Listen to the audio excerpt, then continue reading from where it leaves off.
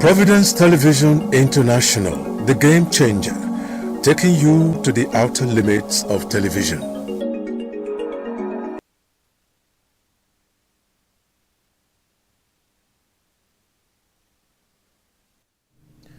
For the sake of political stability in a democracy, every leadership or government needs a strong and viable opposition.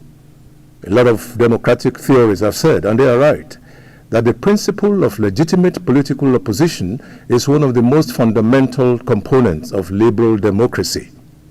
Without a strong opposition, a government in power remains unchecked and then moves towards dictatorship and perhaps arbitrariness. The primary responsibility of the opposition is to check the excesses of the government in authority and holds it accountable for the people. It acts as the voice of the voiceless and a feasible alternative to the ruling government. America's Walter Lippmann, one of the most distinguished political writers in the world, noted that the opposition is indispensable. A good statesman, like any other sensible human being, always learns more from his opposition than his supporters. Now, any well-meaning government should be answerable to the people at all times.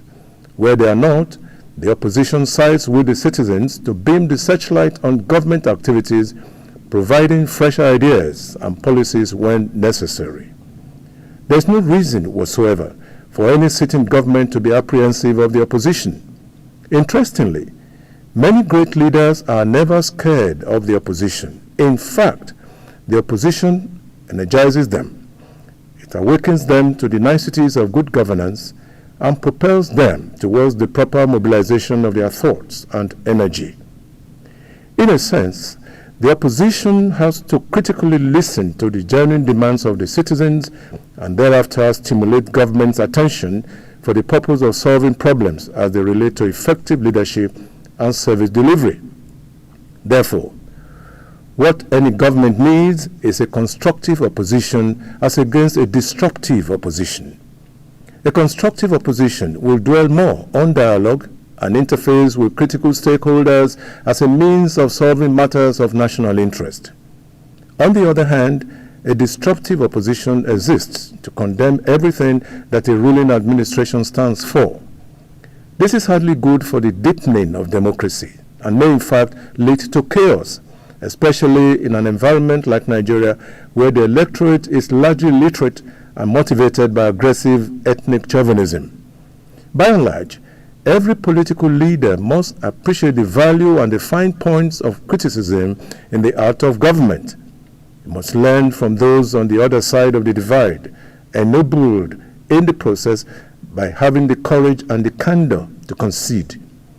To sustain political stability and avoid actions that run contrary to the principles of democracy, the government in authority must concede certain rights to the opposition.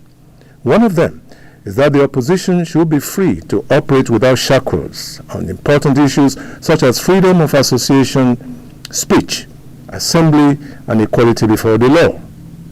Government leadership must grant the opposition easy access to state-owned media outfits and give them equal opportunities for the coverage of their activities.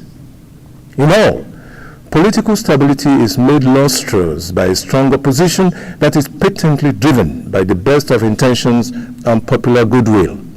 This makes the ruling government to constantly restrain itself from taking actions that do not elevate the dignity of nation building. And most importantly, we strongly believe that government should develop the attitude of engaging the opposition with open arms in the national development process, without the opposition itself giving the impression that this collaborative effort is a sign of weakness on the part of government. Many thanks for being with us. Join us next time for another edition of our editorial. This is Emmanuel Iberiwa in Benin.